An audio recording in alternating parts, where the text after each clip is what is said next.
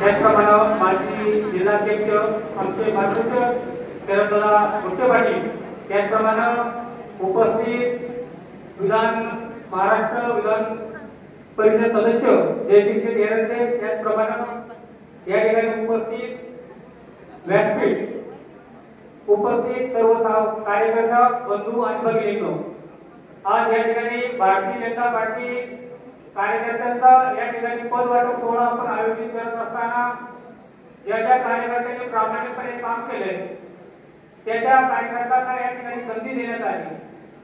जसं माझ्यासारख्या सामान्य कार्यकर्त्याला आदरणीय बाबाराजे वळून पाटील, कैलासवासी बाबाराजे वळून पाटील यांच्यानंतर मला या ठिकाणी संधी मिळाली।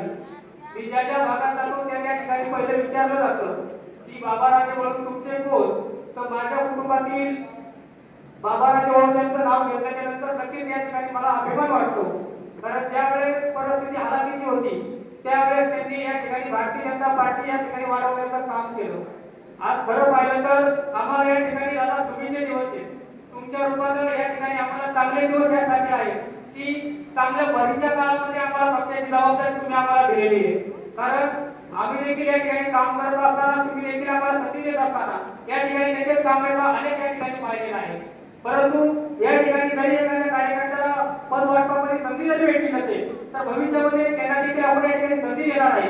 कारण दादा तुम्हाला सांगायचंय की आज या ठिकाणी आपण या ठिकाणी कार्यक्रम करा असं मी का म्हटलो, तर त्याचं खरं कारण असं होतं की या भागामध्ये आपल्या केंद्र सरकार असेल, राज्य सरकार असेल, या सरकारच्या माध्यमातून अनेक विविध या ठिकाणी आपण कामे केलेली आहेत।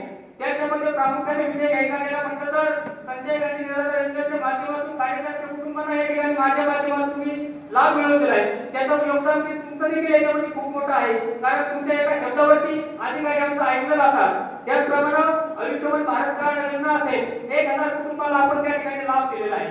आपण विश्वकर्मा योजना असेल त्या ठिकाणी आपण 1000 कुटुंबांना त्या ठिकाणी शिलाई मशीनचं आपण फॉर्म भरले, ते फॉर्म आपण या ठिकाणी मोफत या ठिकाणी भरले गेले होते।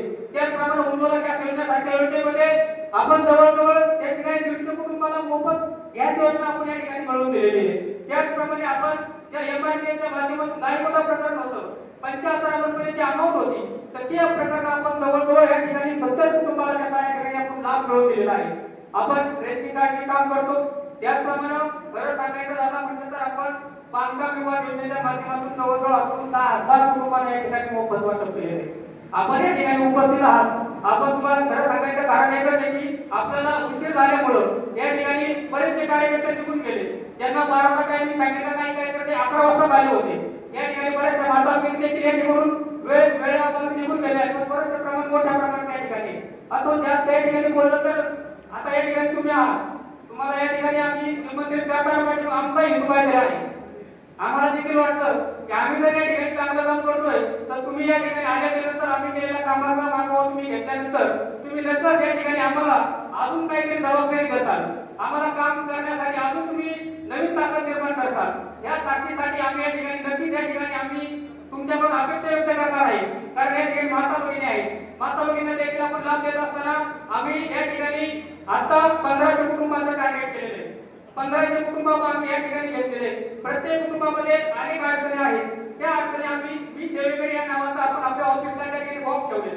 जो कुटुंब त्या ठिकाणी स्वतःचं नाव गाव आणि आपले पहिले 3 अडचणी असतील भांडणाच्या सोडून त्या अडचणीच्या टाकायच्या, म्हणजे ह्यासाठी टाकायच्या की आपण जे काम करत आहोत आपण त्याच्या माध्यमातून आपल्या अनेक विभागाच्या माध्यमातून आपण त्या ठिकाणी काम करणार आहोत। मी तुम्हाला या ठिकाणी जास्त बोलणार नाही, परंतु जे कुटुंब 1500 कुटुंबांना आपण आश्वासन दिलेले ते काम या ठिकाणी मला करायचे। ते काम करत असताना अनेक ठिकाणी अधिकाऱ्यांची आम्हाला जावं लागणार आहे, ते काम तुम्हाला करायचंय की अधिकाऱ्यांना सांगावं लागणार आहे की आपला कार्यकर्ता आहे, या कार्यकर्त्याचं काम तुमच्याकडे झालं पाहिजे, ही अपेक्षा आम्हाला तुमच्याकडून नक्कीच आहे। विविध विकास कामांच्या माध्यमातून या ठिकाणी ह्या पूर्व भागामध्ये जवळजवळ आपण 5 कोटी रुपयाचा निधी आतापर्यंत या ठिकाणी दिलेला आहे।